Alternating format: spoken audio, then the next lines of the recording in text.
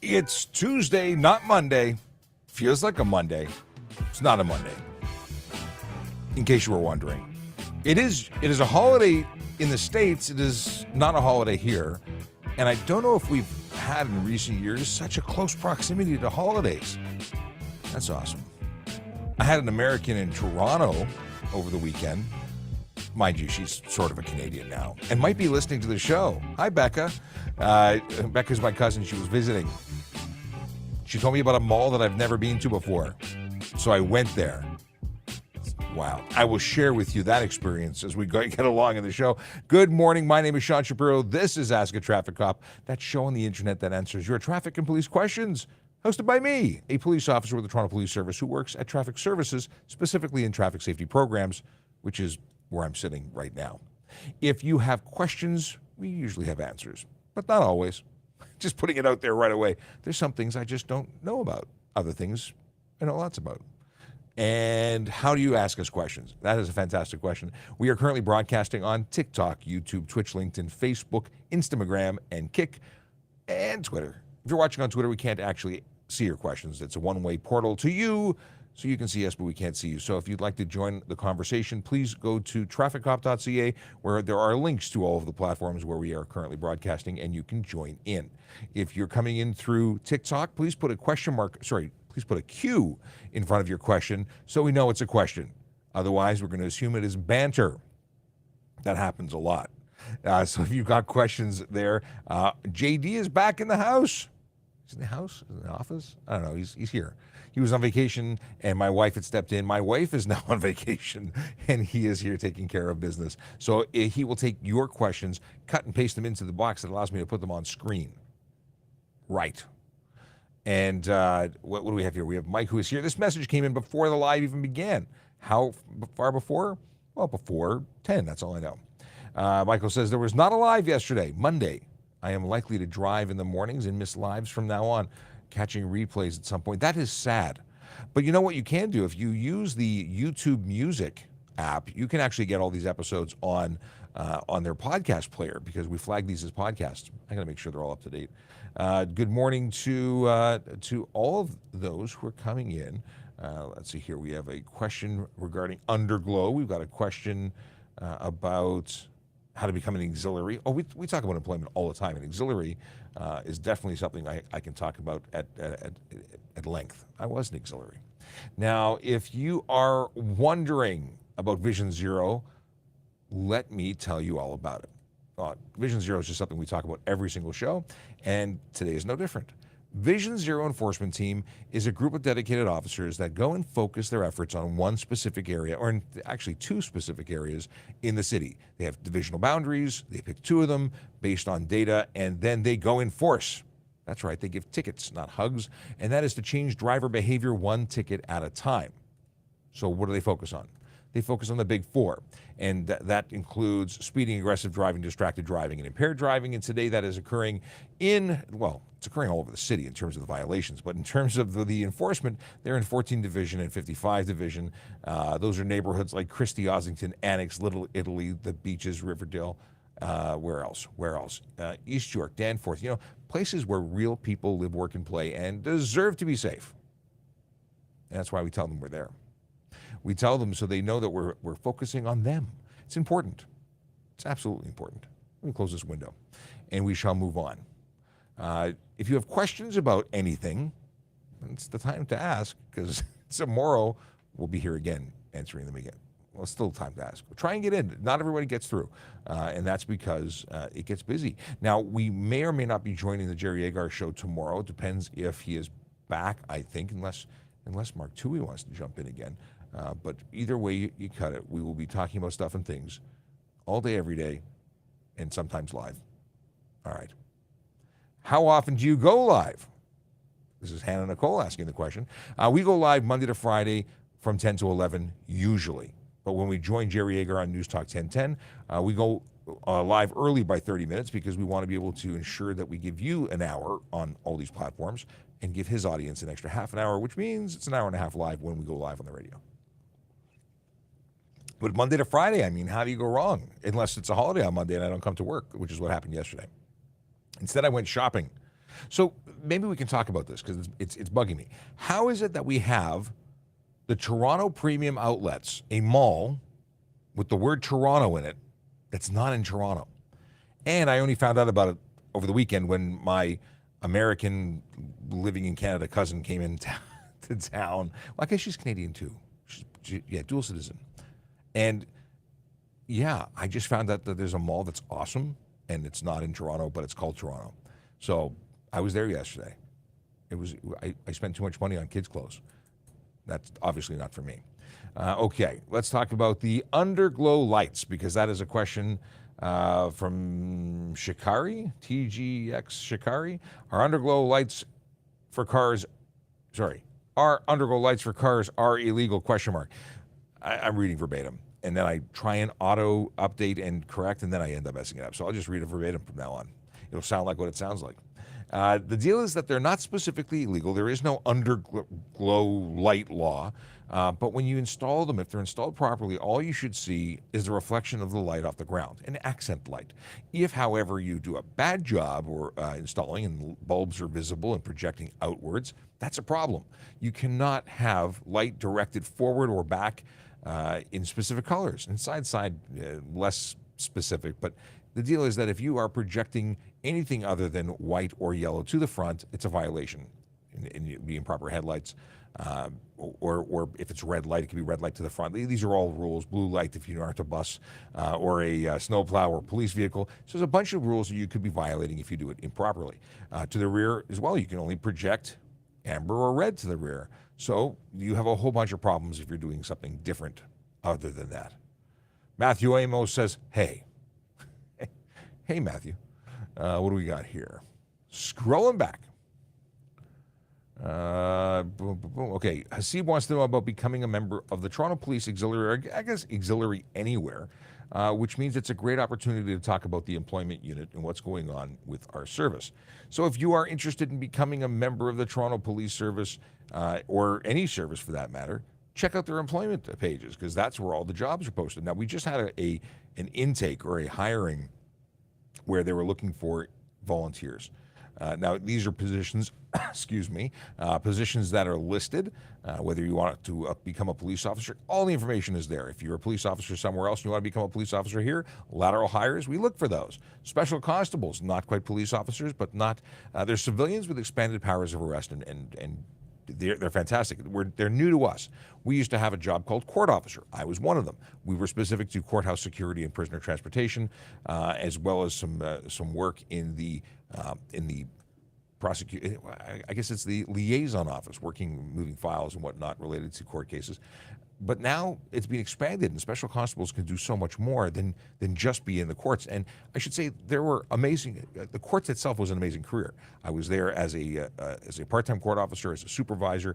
There's lots to do, but special constables are doing things on the road. So read about that there. Parking enforcement officer. Those are the people that are. I call them the unsung heroes. They're the folks who are keeping our roads moving by making sure people don't selfishly just take up all the space and park in the middle of nowhere, like where they shouldn't, and slow things down. If you are, I gotta say hi to Crystal. Hi, Crystal, who's waving to me and said good morning on Instagram. Communications operators, also unsung heroes. They are the ones who answer the phone and dispatch officers to where they have to go. So when you're calling for help, you're talking to them. And if you want to be able to do these things, if you want to become any one of these roles, you should apply. We're always taking applications. I shouldn't say that. Sometimes we're not. Right now, we have 3 jobs only. Last week, it was like 9 jobs. So a benefit administrator, a senior programmer, and a communication operator. These are the positions currently open for application. So they've extended the communication. There's no closing date, just an opening date. So they're looking for, does it say how many positions? No, it doesn't. But this is details on that role. Now, obviously, there are different postings and then different closing dates usually. It's usually a couple of weeks, and then it goes away. So what does that mean? It means you should be looking on this website every day. What is the website? Good, glad you asked. It is tps.ca/careers. That's where you go to get the information you need to know. Right there. And I can close this window now because I'll leave it up on my screen just in case anyone else has questions about employment. All right. And auxiliary is no different. There was a posting for auxiliary. It is now closed. Similar application requirements to becoming a police officer, oddly enough. Got to have a license, got to be a permanent resident or a citizen, and all the information is there under the volunteer youth programs. You know what? You see, I think I didn't close this because I'm going to put it back up. And that is, you get to be one of these fine folks who is serving their community, and this is not something to use as a stepping stone to becoming a police officer. It may work out that way. Some people go in with the intention of becoming an auxiliary and volunteering, and maybe they're a doctor, lawyer, accountant, whatever, and they just want to be able to be involved in the best volunteer opportunity there is, period. It's the best. I enjoyed it. I did it for 12 years. 12 years? Yeah, 12 years. And yeah, Santa Claus Parade, which is probably what we're seeing there. Auxiliary officer. Many people don't realize that the auxiliary officers are pretty much the only officers you see on the route, except on floats. It is almost entirely run by auxiliaries. And now outside intersections are likely police officers, but the ones on the parade route are almost always auxiliaries. Yeah, there you go. Requirements: 4 years of secondary school, have a full G license with no more than 6 demerit points. There's vision requirements. There's having CPR and stuff and things. There. Check it out. tps.ca/careers. All right. I can turn this off. I can go back to questions. Okay, Michael gave me a dad joke for later. I'll flag that for later. We like to do dad jokes. Should dad jokes wait till the end, or should we sprinkle dad joke goodness throughout the show? That's a good question. I'll let you decide. And Chris Sherwood has a question. Oh. Questions about handcuffs. Can you legally carry handcuffs without a security license? To the best of my knowledge, handcuffs are not a restricted device, that anyone can have handcuffs. When you put them on somebody, that's when you start taking people's liberties away. You're tying them up. You're buying what's the word I'm looking for? I can't think of the word I'm looking for. I'll leave it alone. We'll move on. If you carry them, it's one thing. If you use them or take control of somebody, that's a problem. If you have no justified use for them, and they could be used as weapons. It all depends, but they're not something that's controlled in terms of carrying them. I remember when I worked at it was Price Club back then, at Costco now. They didn't want their security carrying handcuffs. And then, I worked in other industries that did, you have to be able to articulate why you're using them. You got to be arresting somebody, but forcible confinement is a thing, and you're probably better off, unless you're trained to use them, not using them. So there you go. Training is a good idea. I like training. We said hello. We said hey to Matthew earlier, but Stephen Bell says good morning. How was your weekend? My weekend was great. Went to Wonderland. Wonderland is fun. And then it rained. I was there on Saturday. Brad Pryor 321 has a question. Is it normal to get suspended from a speeding ticket in 6 months? It depends on why you're getting suspended. So if you are a learner, if you're a young driver or novice driver, and you get a ticket or any offense that has 4 demerit points, you're going to get a 30-day suspension on conviction. So if you paid the ticket, by the time it gets processed, then you get your suspension. You get issued a suspension. If you are getting a ticket for stunt driving, which is not speeding, it's separate. There could be a speeding ticket and a stunt driving charge. But if you're just getting speeding, chances are why you're being suspended is actually because you were a novice and you have escalating measures. Now, 6 months is oddly enough, you said 6 months, but 6 months is the period of time in which we have to charge someone in relation to most HTA offenses. But that's not what you're saying. You're saying you got suspended afterwards. And I'm assuming it's because you paid the fine and it just took time to get processed. But let me know, because Brad, I want to know. I want to know more. This is interesting. If you are interested, and I'll buy some time till I hear back about this, because we don't want to rush anybody. Just speeding 15 over, not novice. Interesting. Okay. Are you sure that's the reason you got the suspension? What did it say on the suspension? Maybe you got suspended because you didn't pay the fine, and didn't file in time, because that would be a situation as well. Tell me more. I really do want to know. Braden wants to be a police officer, is 18 and applied but got rejected because I don't have a class 5. Yes, usually having a full license is a requirement. Mind you, you might qualify for a cadet program somewhere. And you could also look at other options, but almost everything with the police service requires a full license, so that's something to work for. And you know, so many people don't put a driver's license as a priority anymore. Many people just don't need it. The day I turned 16, I got my learner's permit. Before I turned 17, I had a full license. I think it was 30 days after I turned 16, actually. Full M. And yeah, was a priority where I lived. I needed to drive, and different in the day. Now, many people don't. My wife doesn't drive. She just didn't need it when growing up, and now it would be nice, but it's not something that you just flip a switch and do. So you do what you got to do. You're restricted by your lack of license in that situation, or in your current situation. And it is a good time. Okay. So Brad follows up and says he forgot to pay. So yeah, they don't warn you and say, hey, you forgot to pay. When you forget to pay, your license is suspended because you didn't pay. So that explains it. We figured it out, folks. We now know why Brad was suspended. It was for unpaid fines. And that makes all the sense in the world now. Yeah, they don't give you a warning saying, hey, by the way, you know, you have 15 days to make a decision. And those are explained on the back of that ticket. They're explained usually by the officer issuing them, but sometimes they will say just, you know, there's information as to what you have to do. 15 days, you either have to pay it or you have to choose to fight it. But if you let it go 6 months, I could see how they chose to do it, chose to suspend you. It's unfortunate. Now you have to pay a reinstatement fee and pay for your fines. And that's less fun than not getting a ticket at all.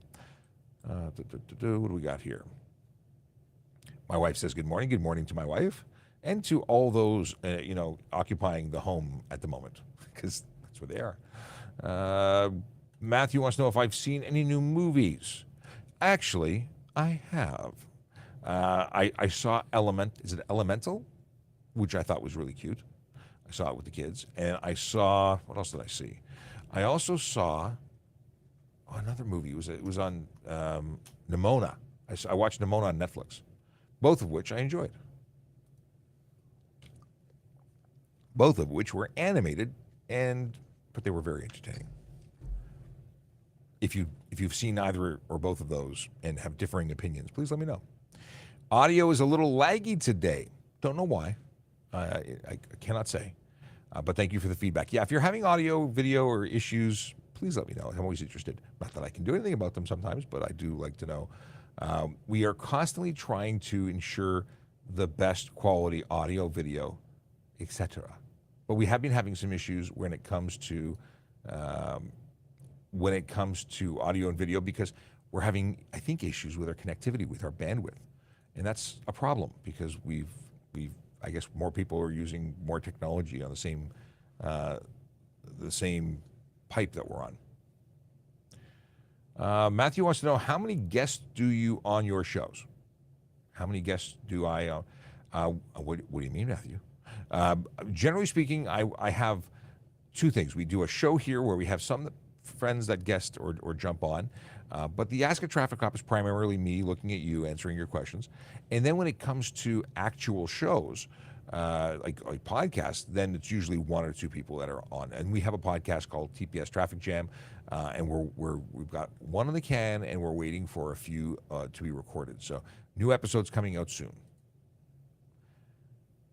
Can I go on my phone while I'm driving? I don't know where you live, but if you are in Ontario, I can tell you that going on your phone is using your phone, and using your phone whilst driving is against the law. It's distracted driving, $615 fine, 3 demerit points, 3-day suspension on conviction, an all-round bad idea, like a huge cause of collisions. Distraction in general is just a huge issue. And that doesn't always mean that you're using your phone. You can be distracted by thinking about your pet avocado. I don't know. But not being focused on the task of driving is a major problem. Stephen Bell says, I've been sober for 24/7, 365 days. I quit drinking 8 years ago, and I don't do drugs. Very good to hear. Stephen, that's a big deal, and congratulations on your sobriety. That is something to be proud of.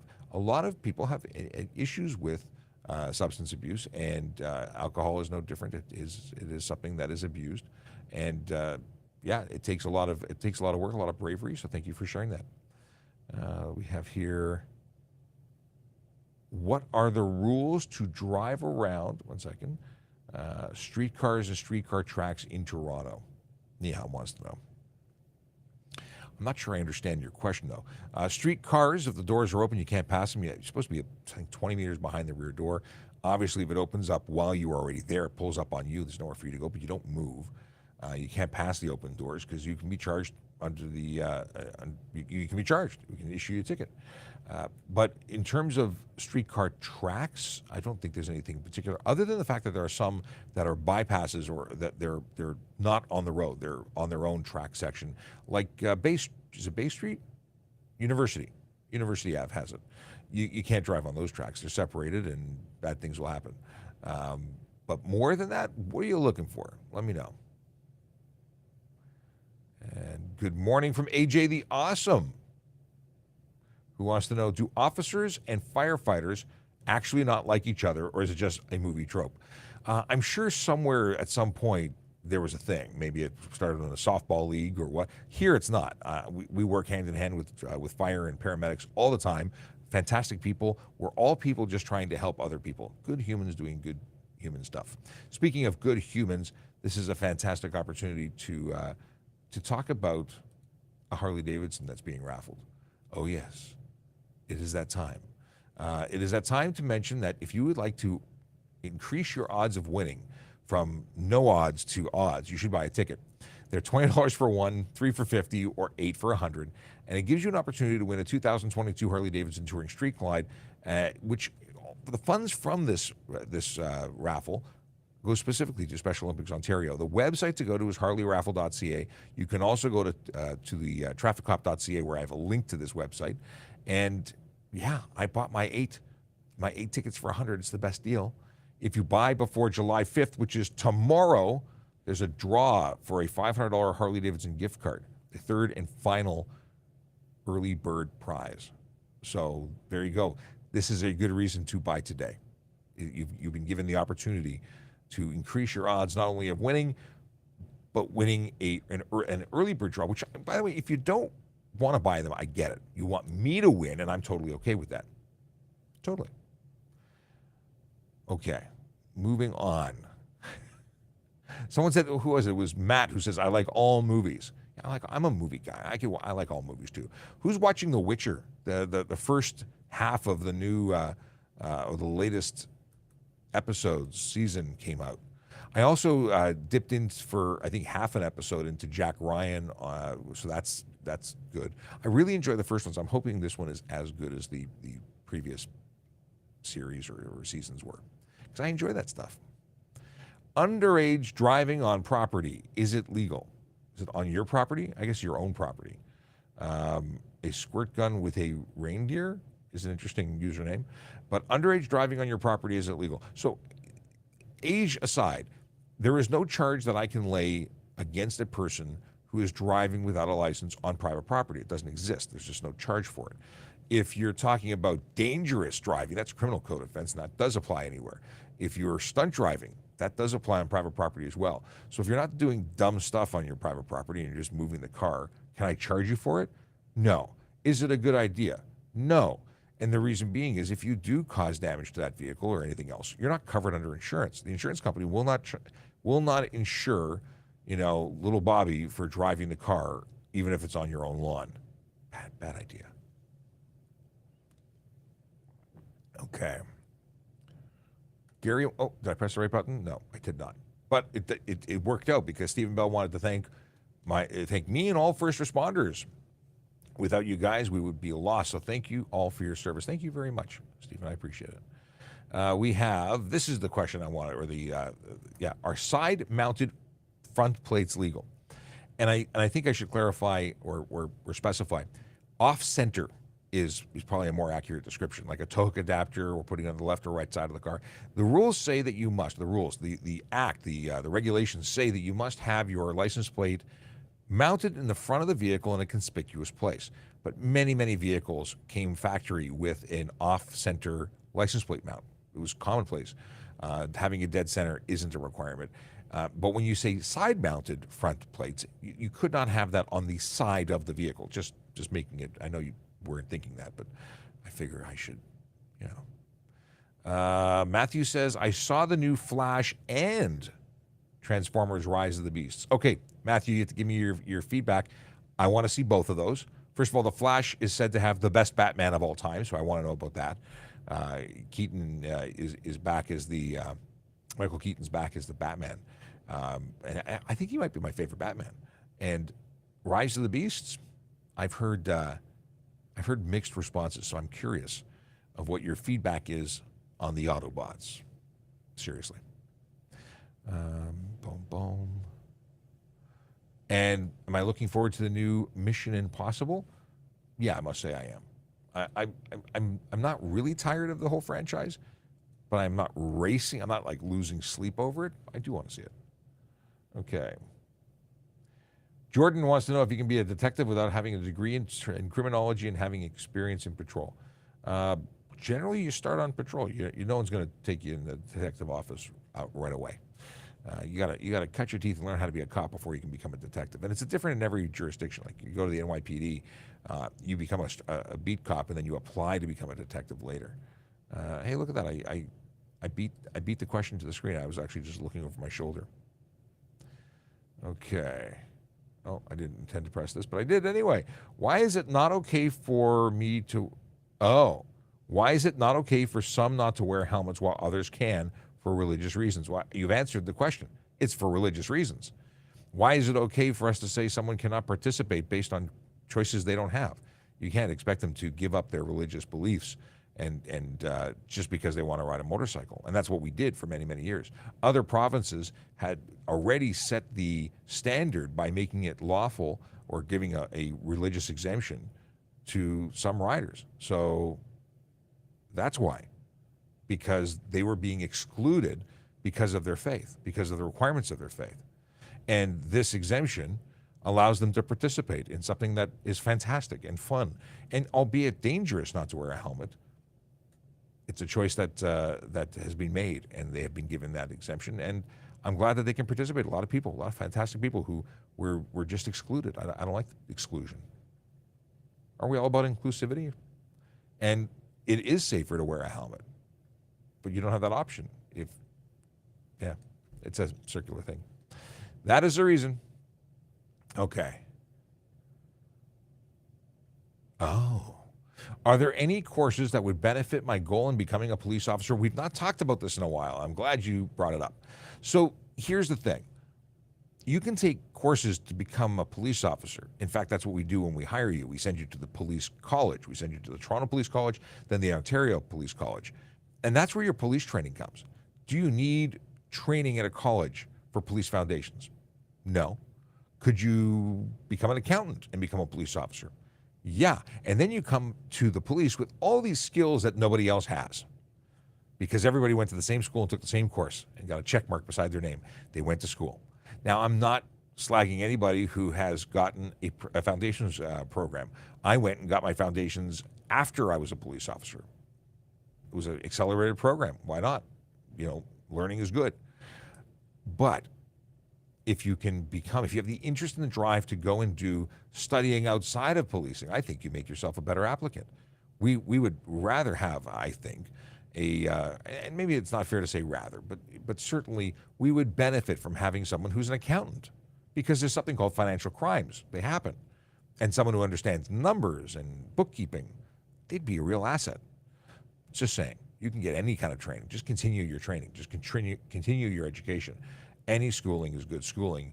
Maybe not basket weaving. Maybe not basket weaving. All right.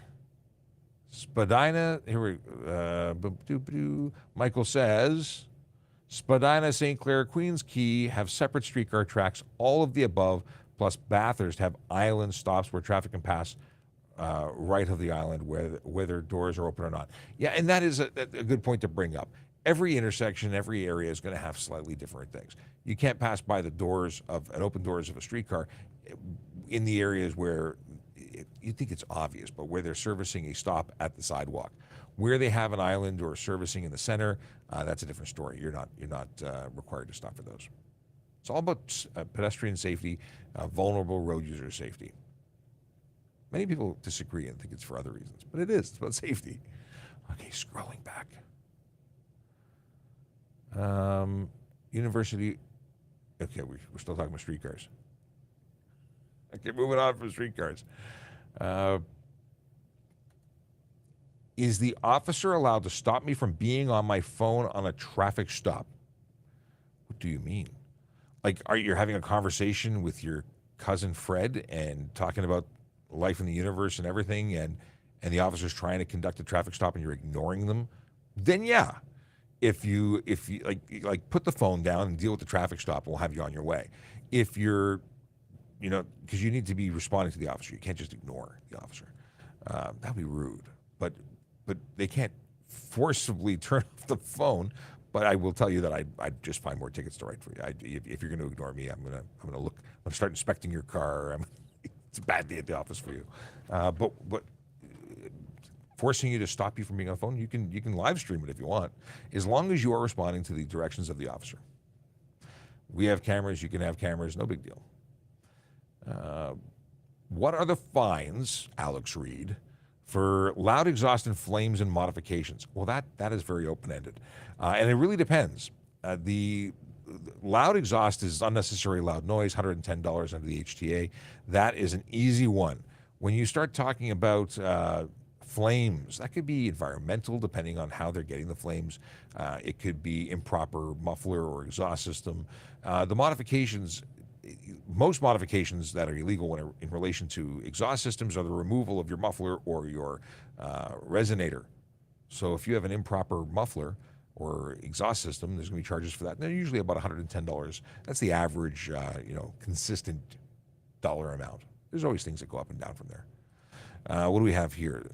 We have questions on the Instagram that I've ignored. My apologies, because some of these are a few minutes old. Sagar says, I just completed my G2 test and passed. When I was driving, When I was driving, I had the ID of G1 and forgot the paper of G2, but on the side front seat is accompanied by a G driver. Can I get a ticket? So your license status, if you got your G2, is G2. If you forgot the piece of paper at home, it doesn't stop you from having a G2. It just means you'd likely get a ticket for not surrendering your license. Your G1 card is no longer valid. It is ID only, photo ID only. You should not be driving technically. Explaining that you have your G1 and you have a driver with you doesn't change anything. You're still a G2 driver. So can you get a ticket? Yes, you can. And you can get a ticket for failing to surrender the valid license, because every license, and people don't know this, if I send you a new license, or the MTO sends you a new license, the license you had before ceases to be valid. It's just what it is. We have a serial number. We'll check to see which issue is the most recent. That is the one that we'll accept. Everything else is not a license. Crystal says, I have special needs children that have mental disabilities, and they try for their driver's licenses, but it's too hard to test. Yes, that sounds accurate. And I say that because I don't know if you're asking me a question or if you're telling me, but either way, not everybody should drive. And if they can't pass the test, unfortunately, that's suggesting that they might be part of that. I don't know if there's any accommodation. You should certainly look into that. But the whole goal with licensing is to ensure the person who's capable of passing all the testing is capable of being safe. And I don't know if that is. I don't know if that's the right answer. I don't know if we want to make it easier for everyone to get a license, because there are people who get their license who are not safe. And but I would definitely check with the MTO to see if there's any accommodation, just in case. Can I ask an officer to jumpstart my car if they are close by? You can ask, but chances are we are not able to do that because we're busy doing police stuff. Depends on the jurisdiction. They might help you. Chances are, though, we have a lot of equipment in our car that could be damaged by connecting to a jump start. In fact, our supervisors' cars have special cabling systems so they can jump start our cars, but we don't carry cables. So chances are you'd need to call the Motor League or some company to come help you tow vehicle. Are digital license plates ever going to become enforced in Ontario? Would be cool if we could have our own. I've seen digital license plates in Europe. I've never actually seen them on vehicles, but I understand they exist. I don't understand why.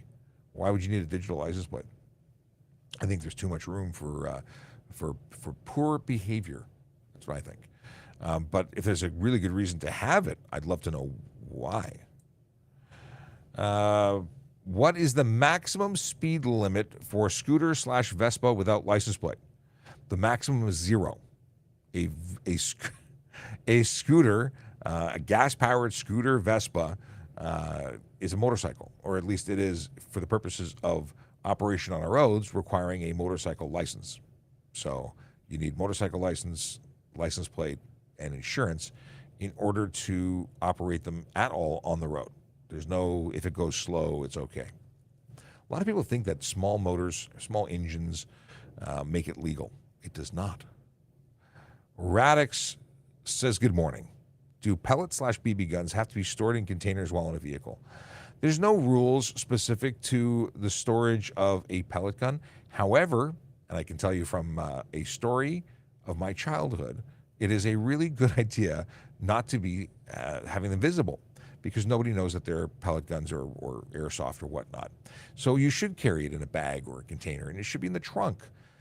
I know somebody who possibly, maybe once upon a time, and they've passed on, it's a long, long time ago, they may have waved a pellet gun at someone who was driving aggressively towards them, and they were met at their driveway by many armed police officers and arrested at gunpoint, only to find out it was a BB gun.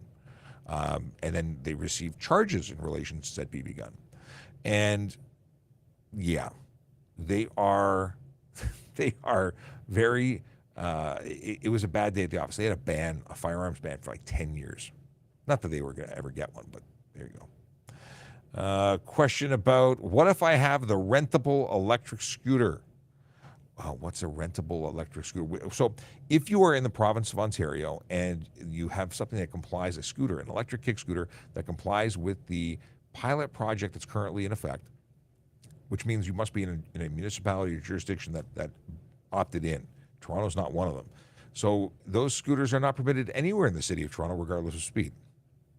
If it travels under 24 kilometers an hour, no more than 24 kilometers an hour on a flat surface, then in the jurisdictions that allow them, it's legal. You can use them.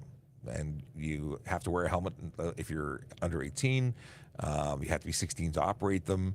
And they can go no more than 24 kilometers an hour, not be capable of going more. And what else? No more than 500 watts of power. And then they're legal in the areas where they're allowed. But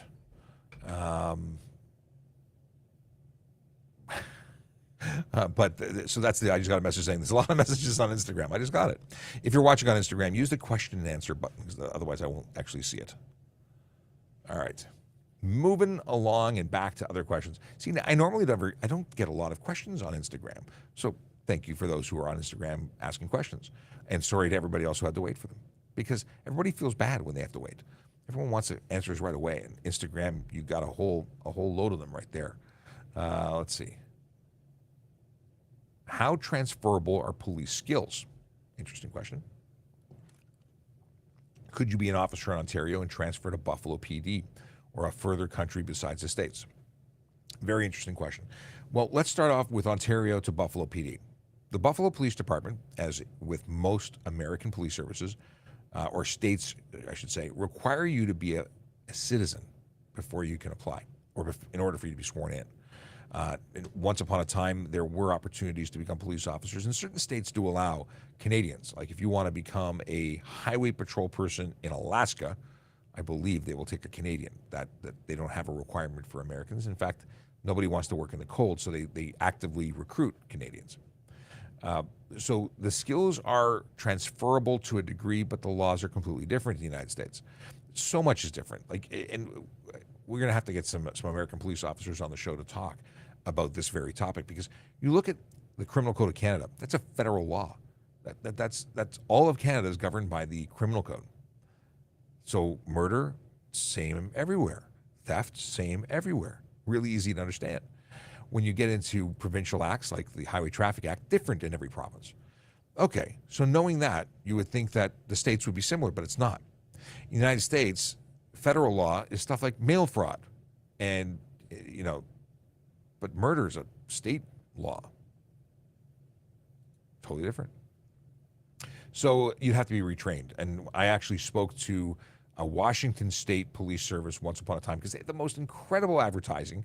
Not only was it a great video and very compelling, they were offering a lot of money and bonuses for motor officers. So I said, I got to ask. I called up Bellevue PD and said, "What? Tell me more. Will you hire a Canadian? Because this sounds too good to be true." And they said, you'd have to go to our post or to our school, and you'd start as a rookie. And I'm like, no, I'm not doing it. But it is. There would be a reason for police services in other countries to want to hire you, because Ontario trained police officers are generally the best in the world. And I'm totally biased in saying that. Okay. Stephen Bell had to put his dog down. He got sick, had cancer. I'm so sorry to hear that. It's terrible. I don't want to own another dog. I put down my dog. He was my dog for like almost 20 years, 17 years. That was the most heartbreaking thing ever. I don't want to do that again. So I feel for you. I really do. We talked about this. We talked about that. The Flash was okay, but Matthew's feedback on movies. The Flash was okay, but like Transformers. So wait, the Transformers was better than the Flash? Okay. So it's really not a traffic conversation, but I like it anyway. All right. Question. Are you allowed to race and stuff as long as it's on private property owned by me or someone else? No. Racing is part of stunt driving. Stunt driving is prohibited anywhere other than a licensed track. Right? I say licensed. A track that is recognized as a track, a legal event that is permitted by the city. In other words, like Honda Indy is permitted. Actually, anything with Indy in the name, that's actually Indy, not you calling it the backyard Indy.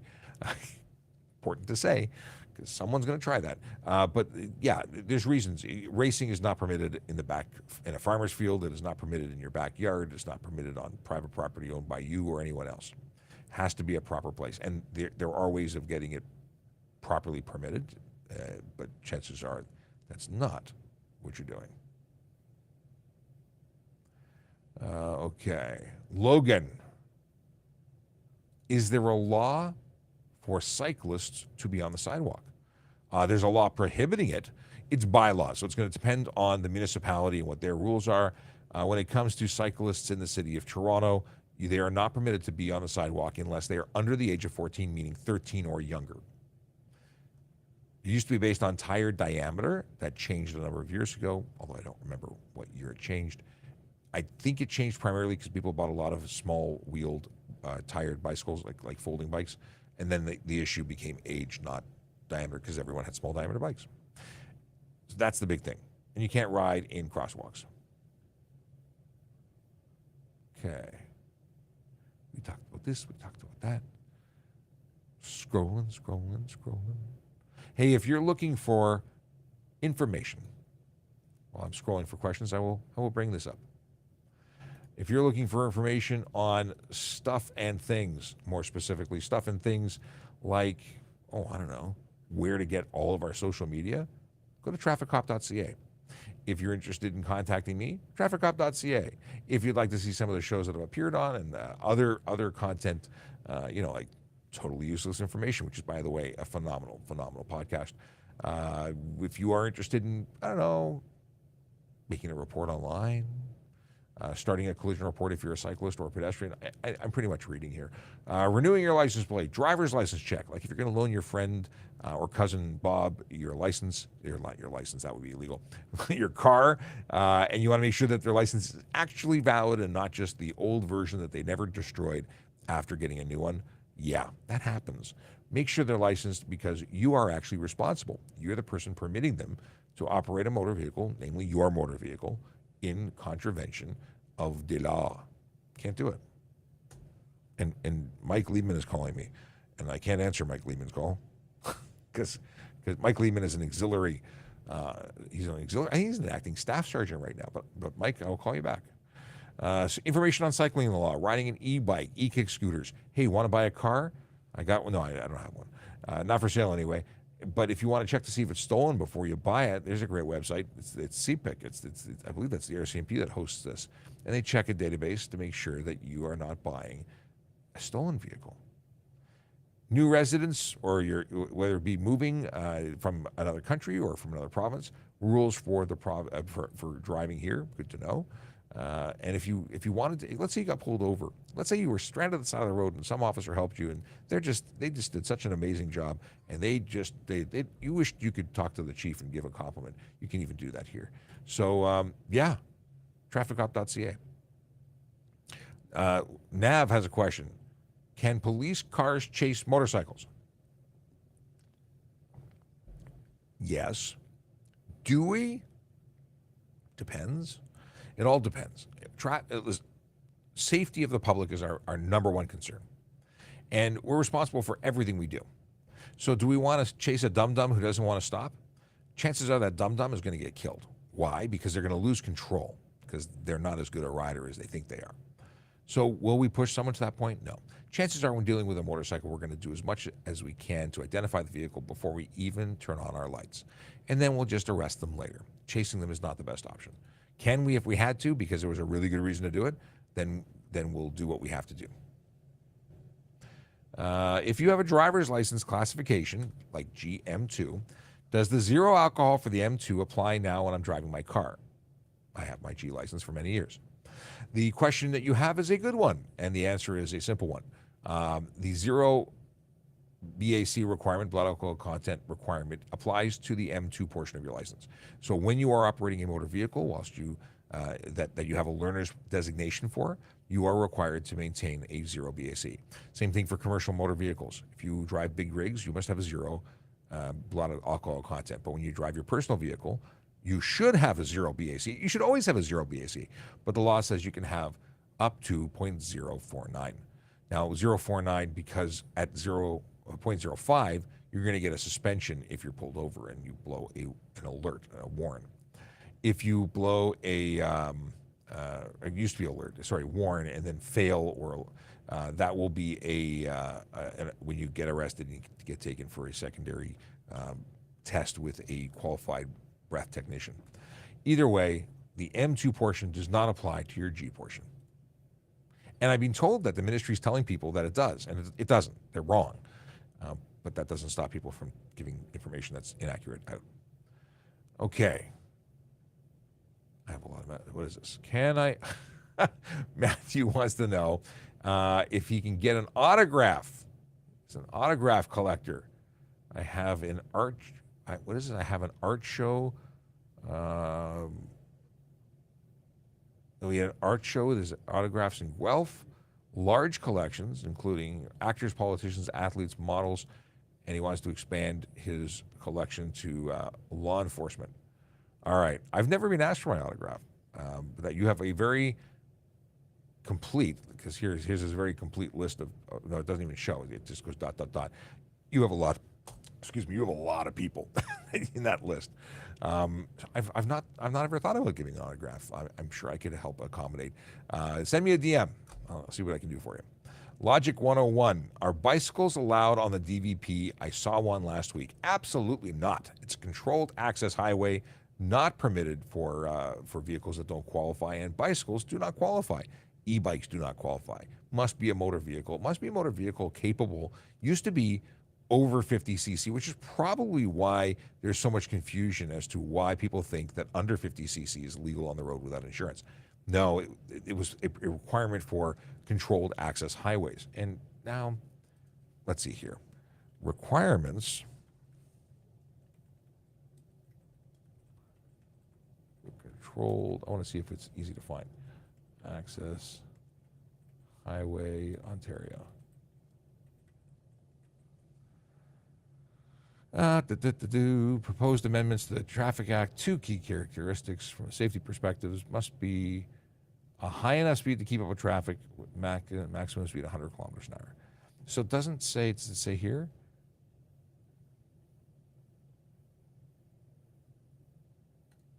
Looking into the regulation. Excuse me. Well, that's great. Oh, maybe I can go into here. It's going to work? No. A lot of amendment dates. Holy. No, I can't find it. But it is an interesting conversation. Maybe it's still loading. I'll look it up. I think that's interesting. But absolutely, aside from what the requirements are, I can tell you without a question that bicycles are not permitted. And now, what's the law on personal aerial transportation vehicles, aka like ultralights, flying planes you make at home from a kit? I don't know. That's outside of my realm of knowledge. I saw some really cool stuff. I saw somebody, what was it, Featherlight? It was basically a backpack with a parachute, and they were, yeah. I don't know what the rules are. I would suggest checking with a flight school. People who are in the business of knowing that. I can imagine that we would respond to seeing you in an aggressive way. We'd probably come to arrest you, even if we didn't while we were figuring it out. You can't fly drones without a permit. Flying an ultralight vehicle is going to likely be the same. Yoshirello says, is the legal limit 0.08 or 0.05? Okay, 0.08 is the criminal threshold. 0.08 is when you get arrested. 0.05 is when you are suspended from driving because it's provincially not permitted to drive with that amount.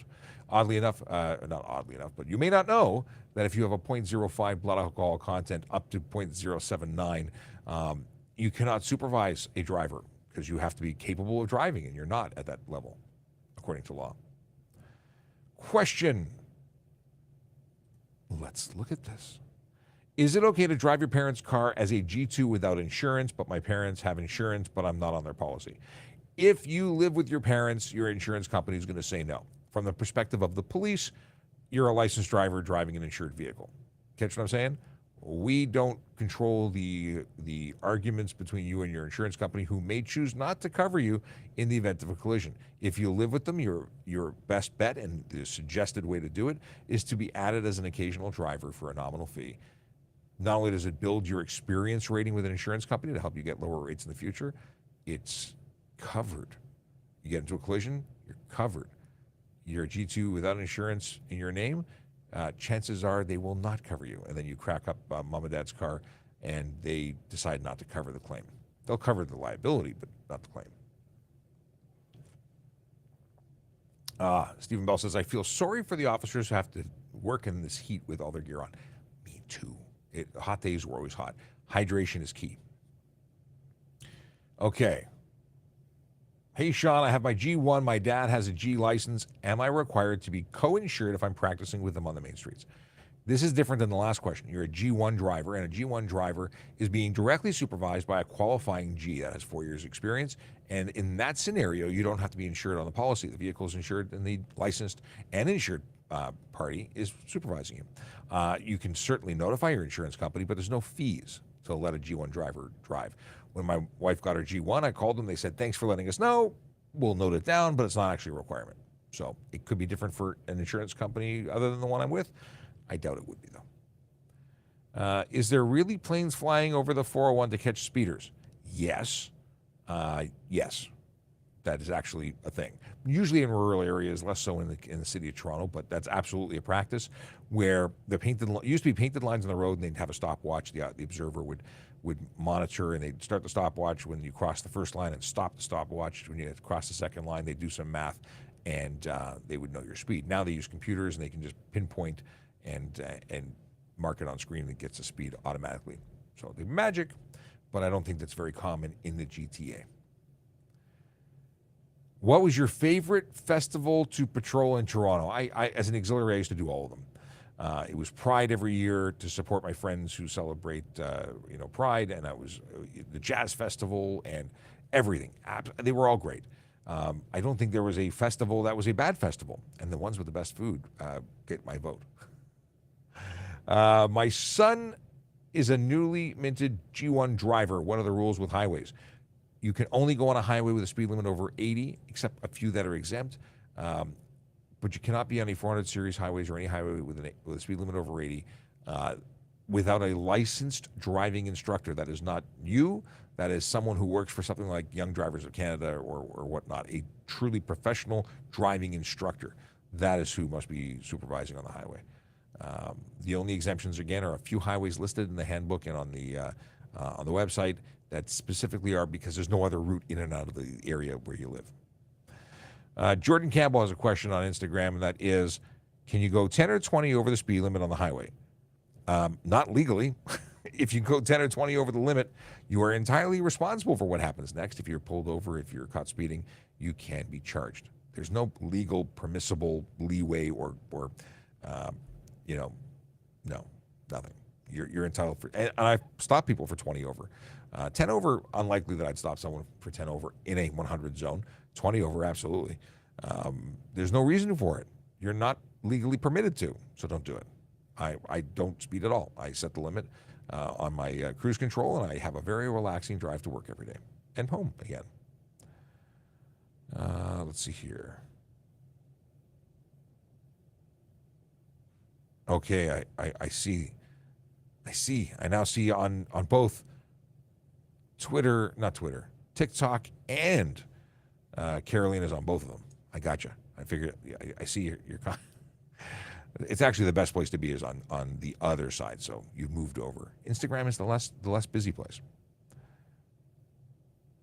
All right, what do we got here? The Grinch says, "Good morning. Good morning to you. What is the minimum speed on the 400 series highways?" There's no posted minimum. The offense of unnecessary slow driving is when you are interrupting the flow of traffic. You're driving so slow that and for no reason. Because if it was raining or snowing or slippery or whatnot, you can articulate why you're going below the speed limit, even significantly below the speed limit. And someone who is speeding could be charged for careless driving on top of everything else, because it may be so fast that it's unsafe for the road conditions. You could be, if it was icy and someone was doing the speed limit, it could be too fast. So everything it depends in that particular situation. And what else can I tell you about that? Generally speaking, and this is insane in my opinion, but I don't think anyone should be going over the speed limit at all. But because so many people are choosing to break the law, and it's so unsafe when they choose to do it in and around cars that are lawful, the rule is you should pull over to the right. Stay to the right lanes, middle or far right, if you're doing the speed limit. And let the bozos who are choosing to break the law and risk other people's lives, let them go to the left-hand side. Much easier for us to catch them. It funnels them into one area. You're actually helping an enforcement officer out. So just, I would say, do at or close to the speed limit at the right-hand side. And going much below the speed limit is not a good idea. And definitely, if you're going below the speed limit, stay out of the left lane. Matthew, you can send me an email about the autograph. You can also go to trafficcop.ca and hit the intake form where it says send me a message, and it'll do it for you too. Message from Kick says, "Hey man, how are you?" "I am doing well. Thank you for asking." That is from MHP0516. Not a question, not a traffic question. If someone opens up your mail without permission, do you get a hold of the city police or the OPP or the RCMP? How do you know? Usually when people open up your mail, it's because they've stolen your mail. I've never dealt with mail fraud or mail investigations. If it's, how are they getting your mail? Like there's a lot of questions there. I would start with your local police and see what they say. With a G-class license, am I okay to have one beer after 3 hours, get behind the wheel? I can't give you a clear answer on that. And the reason being is everybody deals with alcohol differently. They process it differently.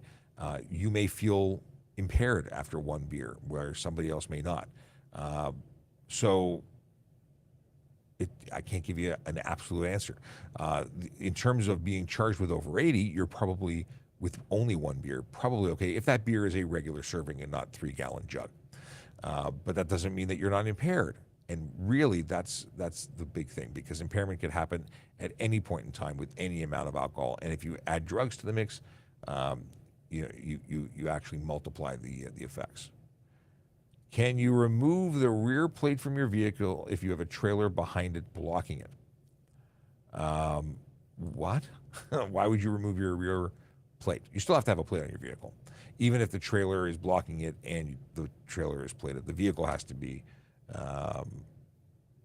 you still have to have the plate on the vehicle according to the regs. Crazy Zenny says, hey. Oh, Crazy Zenny was in the TikTok and now has moved over to Kick. Is it better on Kick? I don't know. Kick is a much smaller group, but we're happy to be there. It is 11:01, and as Aquila Draconis has mentioned, it's time to cut off the questions. He says, stay safe, and remember, don't have a good day, have a great day.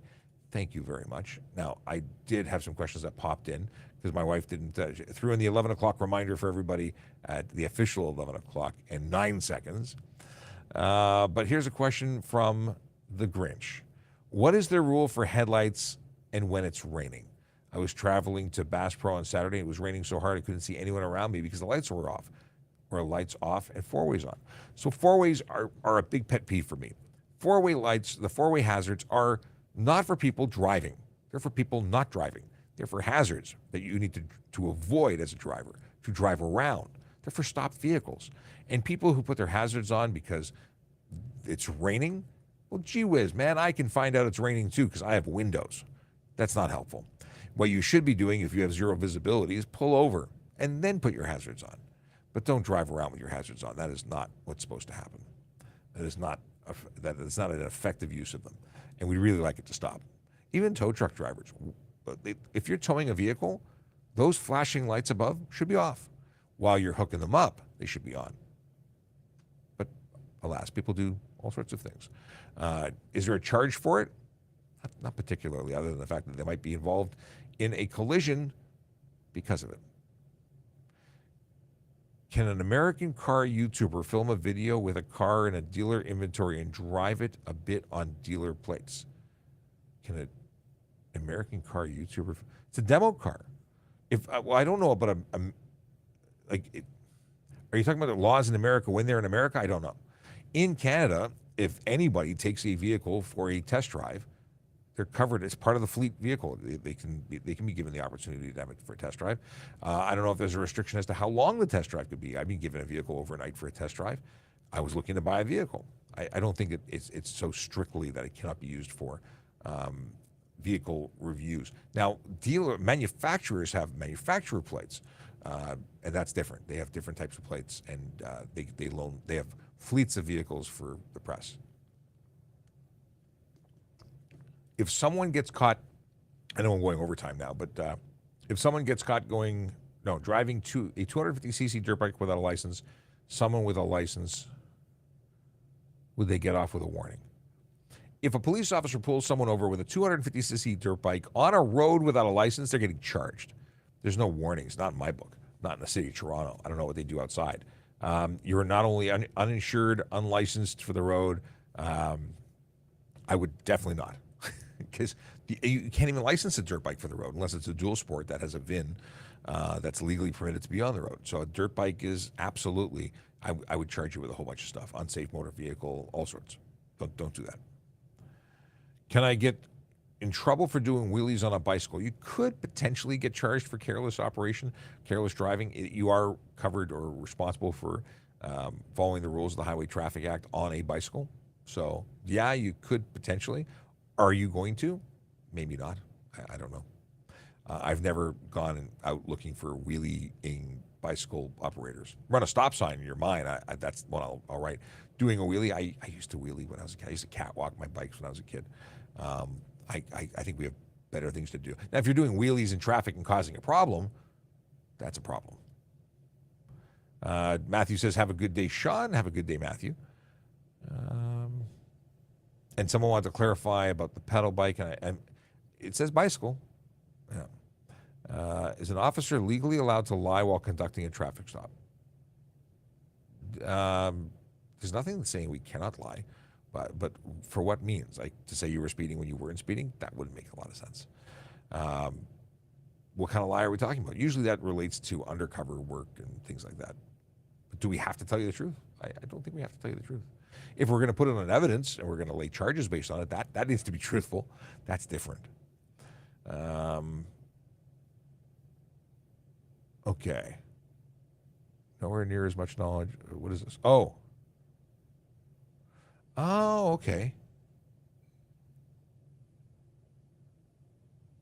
Okay, I appreciate it. MHPO 516. No jail time for bicycle wheelies. Okay.